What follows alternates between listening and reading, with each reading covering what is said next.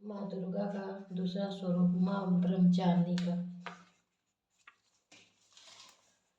जय माता रानी। महिषामेघ ने कहा, देवी की बात सुनकर दूत क्रोध से भरा हुआ वहां से असुर नरेंद्र के पास पहुंचा और सारा वेदना उसके कह सुनाया। दूत की बात सुनकर असुर नरेश को क्रोध आया, पर रवा न रहा और उनके अपने सेनापति धूम्रलोचन से कहा, धूम्रलोचन तुम अपनी सेना सहित शीघ्र वहां जाओ और वहां दुष्ट के केशों को पकड़कर घसीटते हुए लेके आओ। यदि ऐसी उसकी रक्षा के लिए कोई दूसरा खड़ा हो तो चाहे वो देवता हो या अथवा गंधर्व क्यों न हो, उनको तुम अवश्य मार डालना। महिषामेघ ने कहा। सूक्ष्म के इस प्रकार आज्ञा देने पर धूम्रलोचन 60,000 राक्षसों सेना को साथ लेकर वहां पहुंचा और देवी को देखकर ललकार करके कहने लगा, अरे तू अभी शुभ और निशुंभ के पास चल।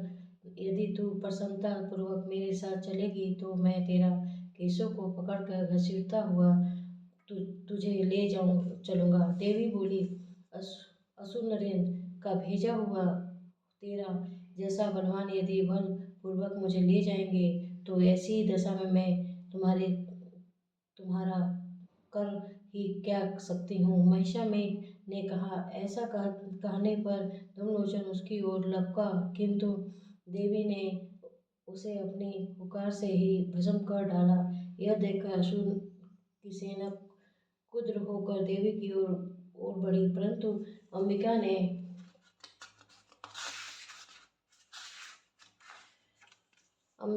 ने पर तीखे बाणों की शक्ति तथा फरसों की वर्षा आरंभ कर दी। इतने में देवी का वाहन भी अपने ग्रीवा के बालों को झटकता हुआ और बड़ा भारी शब्द करता हुआ असुर सेना के कूद पड़ा। उसने कई असुरों को पंजों से, कई अपने जबड़ों से और कई को धरती पर पटक कर अपनी दाढ़ों से घायल कर मार डाला। उसने कहा, कई असुरों को अपने नखों से पेट फाड़ कर डाले और कई असुरों को तो केवल थप्पड़ मारकर सिंह धड़ से अलग कर दिया। इस कई असुरों को भुजाओं और सिर तोड़ डाले और गर्दन को बालों को घिसलाते हुए उसने कई असुरों को पकड़ पकड़ कर उसके पेट फाड़ कर उनका रक्त पी डाला। इस प्रकार देवी के उस महाबलवान सिंह की भक्षण से असुर सेना को समाप्त कर दिया।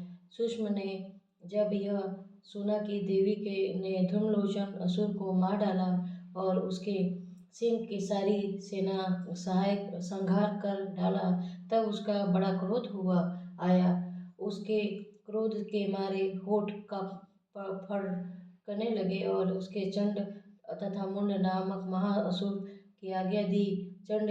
हे चंड के मुंड, तुम अपने साथ एक बड़ी सेना लेकर जाओ और उस देवी के बाल पकड़कर उसे बांधकर तुरंत यहाँ ले आओ। यदि उसको यहाँ लेकर लाने की किस प्रकार का संदेह हो तो अपनी सेना सहित उसके लड़ते हुए उसको मार डालो और जब वो दुष्ट उसका सिंह दोनों मार जावे तब भी उसको बांध कर यहाँ ले आना।